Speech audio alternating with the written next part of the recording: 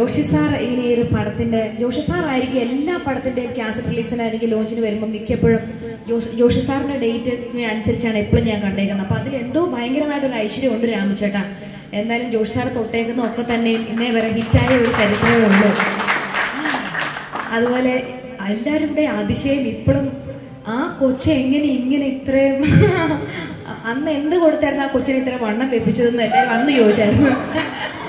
അത് വിനയൻ സാറിന്റെ നല്ല ക്യാമറ ട്രിക്ക് ആയിരിക്കും അത്രയും വണ്ണം. പക്ഷെ എന്നാലും ഇപ്പം ആ പ്രായം എത്തിയപ്പം കറക്റ്റ് നല്ല സുന്ദര കൂട്ടനായിട്ടുണ്ട്. ശരിക്കും ഇതിൻ്റെ അകത്ത് സിനിമയെ കണ്ടപ്പോൾ തന്നെ നമുക്ക് മനസ്സിലായി ഒരുപാട് വർഷത്തെ എക്സ്പീരിയൻസ് ആയിട്ടുള്ള ഒരു ആക്ടറിനെ പോലെയായി. നല്ല നേരം, തടി, പൊക്കം, സൗന്ദര്യം ഒക്കെ രാമുചേട്ടനെ വെച്ച് വാർത്തേക്കുന്ന പോലെ. പിന്നെന്താ, എനിക്ക് പ്രത്യേകിച്ചൊന്നും പറയില്ല. നല്ല ഇവിടെ ഇരിക്കുന്ന പ്രഗത്ഭരായ ആൾക്കാരൊക്കെ തന്നെയാണ് സിനിമയുടെ കൂടെ പ്രവർത്തിച്ചിരിക്കുന്നത്. മ്യൂസിക് ഡയറക്ഷൻ വിനു തോമസ് ആണ്. ഒത്തിരി നല്ല പാട്ടുകൾ ഇപ്പൊ അദ്ദേഹം ചെയ്തുകൊണ്ടിരിക്കുന്നത്. സിനിമയിൽ ഒരു പാട്ട് പാടിയിട്ടുണ്ടല്ലോ. സിനിമയിൽ പാട്ട് പക്ഷെ ഇടയ്ക്കൊന്ന് ഫീമെയിൽ ഇത് മാത്രമേ ഞാൻ പാടിയുള്ളൂ. പാടി ഇറങ്ങി പാടെ മറന്നുപോയി, പിന്നെ കേൾക്കാൻ പറ്റിയിട്ടില്ല.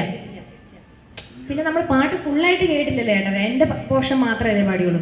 ഒരു കാര്യം രണ്ടുപേരും പാടുമ്പോൾ ഞാൻ ജോഷി സാറിന്റെ പടത്തിൽ 2 പാട്ട് എനിക്ക് പാടാൻ പറ്റിയിട്ടുണ്ട്. ഒന്ന് ക്രിസ്ത്യൻ ബ്രദേഴ്സ്, പിന്നെ എന്റെ കരിയറിൽ തന്നെ എനിക്ക് ഏറ്റവും ഇഷ്ടപ്പെട്ട ഒരു പാട്ടാണ് അവതാരം എന്ന ചിത്രത്തിലെ കൊഞ്ചി കൊഞ്ചി ചിരിച്ചാൽ പുഞ്ചിരിത്തോട്ടം നെഞ്ചിലഞ്ചി പഴങ്കുലത്തിന്നൽ എത്ര രാവുകൾ പകലുകൾ കരുതി നിന്നെ ഞാൻ അറിയാതെ നിലവുകൾ നെഞ്ചിലൊതുക്കി ഞാൻ പിന്നക്കും നിൽ തമ്മിൽ ഒരു നാളും മിഴിയിടഞ്ഞു പോയി പിന്നെ കാണാതെ ഒരു നാളും മതിവരാതെയായോ കൊഞ്ചി കൊഞ്ചി ചിരിച്ചാൽ പുഞ്ചിരിത്തോട്ടം നെഞ്ചിലഞ്ചി പഴങ്കുലത്തിന്നൽ.